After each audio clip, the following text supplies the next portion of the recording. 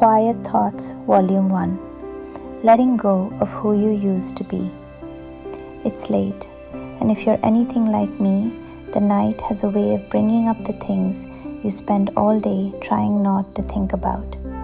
Tonight, I want to talk about something that doesn't get said enough: the grief of letting go of who you used to be.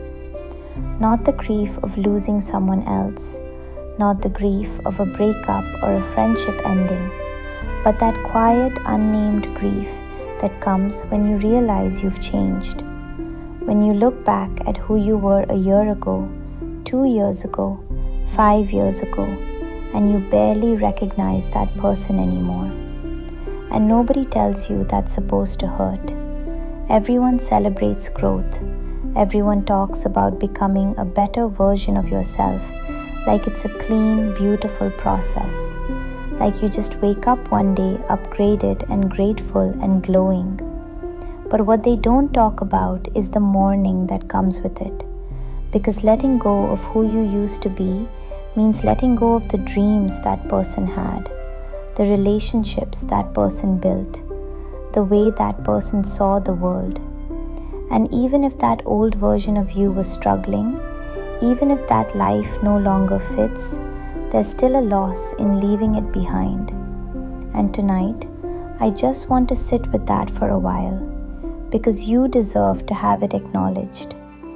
Before we talk about letting go, I want to say something important. The person you used to be, the one you might cringe at now, the one who made choices you'd never make today, the one who stayed too long or left too soon, or trusted the wrong people, or didn't trust the right ones. That person was doing their best. It's easy to look back with the clarity you have now and judge who you were then, to wish you'd known better, to be embarrassed by old versions of yourself, to want to distance yourself from the person you used to be as fast as possible. But that person got you here. Every bad decision, every heartbreak you didn't see coming, every time you fell apart and somehow put yourself back together, every lesson that cost you something real. That person carried all of that so you could be who you are right now. And they deserved love then, even when they were lost, even when they were making it harder on themselves, even when they couldn't see what you can see now. Letting go doesn't mean erasing. It doesn't mean pretending that version of you never existed. It means honoring what that season taught you while accepting that you've outgrown it. You're not running away from who you were. You're building on top of it. Here's the thing nobody prepares you for. When you start to change, really change, not surface level change, but deep identity level change, it doesn't just affect you.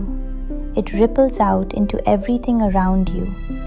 The people who loved the old version of you might not know what to do with the new one. The habits and routines that used to comfort you start to feel hollow. The places you used to belong start to feel unfamiliar. The version of your future you spent years picturing quietly stops feeling like yours. And all of that feels like loss. Because it is. Growth is gain and loss at the same time. You gain clarity, but you lose certainty. You gain self-awareness, but you lose the blissful ignorance that used to protect you. You gain a new sense of who you are, but you lose the ease of just going along with who everyone expected you to be. And some nights that trade doesn't feel worth it. Some nights you'd give anything to go back to who you were before you knew what you know now, before the healing that cracked you open, before the growth that made everything harder, before it made anything easier. Those nights are allowed. Missing who you were doesn't mean you want to go back. It just means you're human, and humans grieve, even when what they're grieving was something they chose to leave behind. The relationships that don't survive your growth. This is the part that hurts the most. so I want to be gentle with it.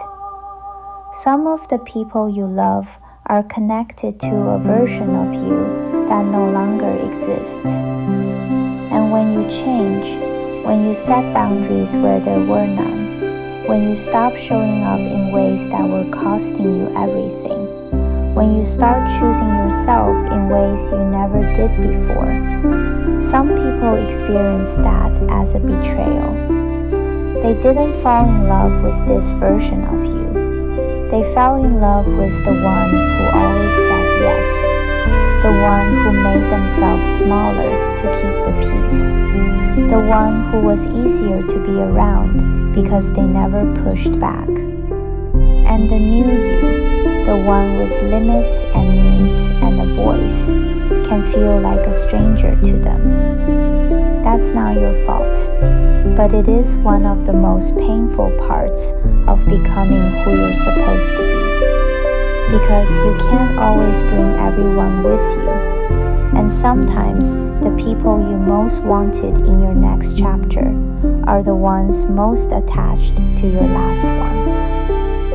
Letting go of who you used to be sometimes means watching certain relationships change shape, or fade, or end completely.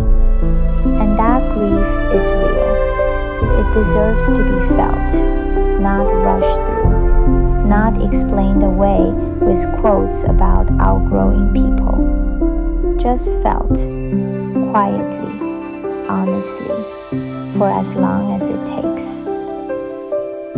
There's a space that nobody talks about enough. The space between who you were and who you're becoming. You've left the old version of yourself behind, but the new one isn't fully formed yet. You know what you don't want, but you're still figuring out what you do. You've outgrown the old life, but the new one is still being built. And living in that in-between space is one of the most disorienting things a person can experience.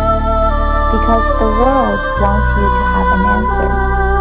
People ask what you're doing, where you're going, what your plan is. And the honest answer is, I'm in the middle of becoming something I can't fully describe yet. And that answer doesn't fit neatly into conversation. So you carry it quietly. This strange feeling of being between versions of yourself. Not lost exactly, but not arrived either. I want you to know that space is not a problem to be solved. It's a passage to be moved through. Every person who has ever done something meaningful with their life has spent time in that in-between. Uncertain, unfinished, unable to fully explain what they were becoming before they became it. You are not behind. You are not failing. You are not broken. You are in the passage, and the passage is part of the process. Keep moving through it, even slowly, even on the days when you can't see what's on the other side. It's there. I want to tell you something I need you to actually hear tonight. What you're becoming is worth the grief of who you had to leave behind. The peace you're building is worth the chaos of the seasons that cracked you open to get there. The relationships you'll have on the other side of this are worth the loneliness of outgrowing the ones that couldn't grow with you. The life that's waiting for you is worth every uncomfortable, uncertain, identity-shaking night you spend in the in-between. You are not losing yourself. You are finding yourself. And finding yourself is messy and non-linear, and nothing like the clean transformation stories you see online. It looks like crying in your car and then going inside and making dinner anyway. It looks like setting a boundary and feeling guilty about it for a week. It looks like choosing yourself and wondering if you made the right choice. It looks like growing in ways that are invisible to everyone around you, but completely transforming on the inside. That is what real change looks like, and you are in the middle of it. Permission to grieve and grow at the same time. I think one of the most important things I can say tonight is this: you are allowed to grieve and grow at the same time. You don't have to be fully healed to move forward. You don't have to have it all figured out before you take the next step. You don't have to stop missing who you were in order to become who you're supposed to be. Those two things can exist at the same time. You can be proud of how far you've come and still feel the weight of how much you've had to leave behind to get here. You can be excited about who you're becoming and still feel the grief of who you used to be. You can be at peace with the direction you're heading and still have nights like tonight where it all feels like too much. That is not contradiction. That is just being a human being who is paying attention. The people who never feel that weight are the ones who never let themselves grow. They stay comfortable. They stay the same. They choose the familiar over the true. You chose differently. You chose the harder path, the one that asks more of you, the one that costs more. And some nights the cost feels very real. Tonight might be one of those nights for you, and that's okay. Feel it, all of it. Don't rush past it, because on the other side of this feeling is a version of you who is more whole, more honest, more at home in their own skin than you have ever been. And that version of you is so close. So tonight, wherever you are, whatever you're carrying, whatever version of yourself you're in the middle of leaving behind, I just want you to know that you're not alone in it. Everyone who has ever grown has stood exactly where you're standing, in the quiet, in the uncertainty, in the grief of becoming. And they made it through, not because it stopped being hard, but because they kept going anyway. So keep going. Not because you have it all figured out, not because the path is clear, not because you're certain about what's on the other side, just because you've already survived every hard night that came before this one.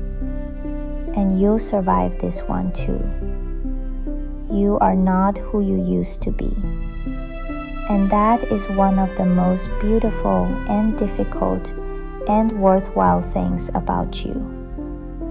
Let that sink in tonight. Good night.